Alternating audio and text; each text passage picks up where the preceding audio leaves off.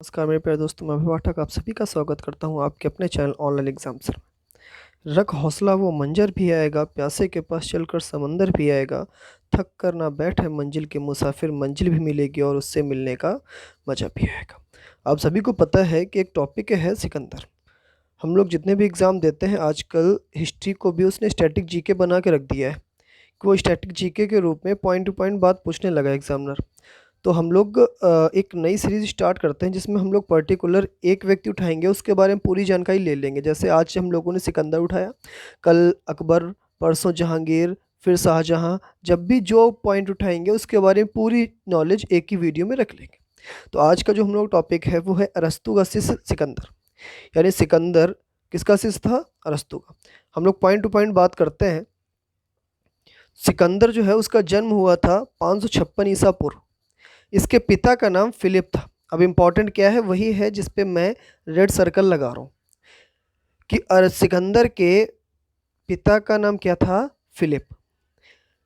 Philip की बात की जाए तो फिलिप 359 ईसा पूर्व में मकदुनिया का शासक था। मकदुनिया इंपॉर्टेंट है, कई बार एग्जाम में आया हुआ है। फिलिप कहाँ का शासक बना? मकदुनिया का। इसकी हत्या 329 ईसा पूर्व में कर दी गई थी। ये इंपॉर्टेंट नहीं है, आप इसको याद ना भी रखिए, काम चल जाएगा। अभी तक इन दो लाइन में इतनी चीज़ें जरूर याद रखिएगा। पहला कि सिकंदर का जो जन्म है वो 356 ईसा पूर्व में हुआ था। इसके पिता कौन? फिलिप थे। और फिलिप कहाँ का शासक था? तो मकदुनिया का। सिकंदर अरस्तु का शिष्य था। बहुत क्वेश्चन आया है अरस्तु का शिष्य कौन था, ये आपसे डायरेक्ट पूछ लेगा। सिकंदर किसका शिष्य था? तो सिकंदर अरस्तु का शिष्य था। आगे अगर बात करें तो सिकंदर ने भारत विजय का अभियान 326 ईस्वा पूर्व में प्रारंभ किया था। किसका, कौन सा अभियान प्रारंभ किया है? भारत विजय। अब एग्जामिनर आपसे पूछेगा सिकंदर ने निम्न में से कौन सा अभियान प्रारंभ किया था? बहुत सारे ऑप्शन दे देगा, उसी में लिखा होगा भारत विजय। सिकंदर ने कौन सा अभियान प्रारंभ किया? भारत विजय। भारत विजय से याद आया, 26 जुलाई एक विशेष दिन है।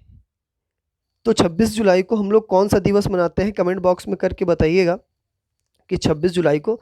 जैसे कि 22 जुलाई हम लोग बात करें, हम लोग झंडा दिवस मना लेते हैं। उसी तरह जो 26 जुलाई यानी आज का दिन किस दिवस के रूप में मनाया जाता है? आगे बच्चे हम आगे देखें तो आगे हमने देखा कि सिकंदर, ये भी इम्पोर्टेंट है क्या कि सिकंदर का सेनापति कौन था? तो सिकंदर का सेनापति था सेल्यूकस निकेटर। अभी तक दो बातें हैं, सिकंदर किसका शिष्य था? अरस्तु का। और सिकंदर का सेनापति कौन था? तो सेल्यूकस निकेटर। बहुत रिपीटेड हुआ है, सेल्यूकस किसका सेनापति था? तो किसका था? सिकंदर का। सिकंदर को पंजाब के शासक परिस के साथ युद्ध करना पड़ा, जिसे हाई डे स्पीच के युद्ध या झेलम, झेलम को हम लोग जब हम लोग वेदों की बात करेंगे तो झेलम को वितस्ता के नाम से जाना जाता है, आप सभी को अच्छे से पता होगा। तो झेलम या युद्ध का नाम से जाना गया।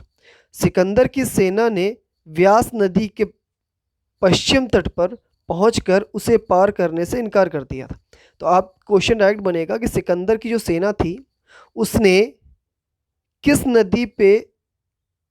नदी के पास पहुंचकर उस नदी को पार करने से मना कर दिया? डायरेक्ट आंसर आएगा व्यास नदी। और व्यास नदी का कौन सा भाग था? वो पश्चिमी भाग था। आगे बात की जाए, सिकंदर स्थल मार्ग द्वारा 325 ईसा पूर्व में भारत से लौटा। ये इंपॉर्टेंट नहीं है, आप ना भी याद रखिए, सिर्फ हमें उतना ही याद रखना है जितने से हम लोग अपना नंबर कंफर्म कर लें। हम लोगों का मेन उद्देश्य सबसे पहले क्या है? रोजगार प्राप्त करना, कहीं से अर्निंग का सोर्स हो जाए। उसके बाद हम लोग ज्ञान लेते रहेंगे। ज्ञान लेने के लिए पूरी लाइफ पड़ी है। पहले ज्ञान सिर्फ उतना लेना है जिससे हम लोग आराम से अपने नंबर कलेक्ट कर पाएँ और एक रोजगार हम लोगों को मिल जाए। सिकंदर की मृत्यु 323 ईसा पूर्व में बेबीलोन में 33 वर्ष की अवस्था में, मात्र 33 वर्ष की अवस्था में हो गई थी। सिकंदर का जल सेनापति का नाम निर्याकस था। अब देखिए दो दो सेनापति आ चुके। हम बात करें नॉर्मल, अगर पूछे सिकंदर का सेनापति कौन था तो आप कहोगे सेल्यूकस। लेकिन सिकंदर का जल सेनापति तो बेटा कौन है? निर्याकस। कौन है? निर्याकस। ओके, आगे बढ़े। अब देखो याद कैसे रखेंगे, जल को हम लोग नीर भी बोलते हैं। तो जब से ही वो जल सेनापति बोले तो नीर यानी निर्याकस, और नॉर्मल सेनापति बोले तो सेल्यूकस। सा से सेनापति, सा से सेल्यूकस। लास्ट क्या है? सिकंदर अपने साथ एक वफ़ादार अपना घोड़ा भी रखता था। तो सिकंदर का जो वफ़ादार घोड़ा था उसका सबसे प्रिय था, जिसका नाम क्या था? बौके फला। क्या था? बौके फला। उम्मीद रखता हूँ कि आप लोगों को नाम बहुत अजीब लग रहे होंगे, लेकिन 2-3 चीज़ें हैं, या तो आप नाम अजीब समझ के छोड़ते रहिए, कोई बात नहीं, या नहीं याद हो रहा है छोड़ दीजिए। एग्ज़ाम में आएगा, 1 नंबर चला जाएगा, जो आपके घर वालों के सपने होंगे वो फिर टूटते चले जाएँगे। लेकिन अगर सपने बनाने हैं तो ये कठिन-कठिन शब्द ही याद करने पड़ेंगे, क्योंकि सरल शब्द तो हर व्यक्ति को याद होता है। जिसको कठिन शब्द याद हो गए बस वही माइंड बना देता है, और वही हम लोगों को ज़मीन से फर्श तक पहुँचा देता है। तो बेटा सिकंदर का जो प्रिय घोड़ा था उसका नाम था बौके फला। इसी के नाम पर इसने झेलम नदी के तट पर बौके फला नामक एक नगर बसाया था। तो एग्जामिनर आपसे पूछ सकता है, बौके फला नामक नगर किसने बसाया? सिकंदर ने। यह आपको सीधे देख देगा, सिकंदर ने झेलम नदी के तट पर रौके फला नामक एक नगर बसाया। तो ये किसके नाम पर इसका नाम रखा गया? तो सिकंदर के घोड़े के नाम पर इसका नाम रखा गया। Thank you for class. और अपने सुझाव और विचार जो है कमेंट बॉक्स में ज़रूर करते रहिएगा। हम लोग लगातार point to point, topic to topic बात लगातार हर वीडियो में करते रहेंगे। जय हिंद।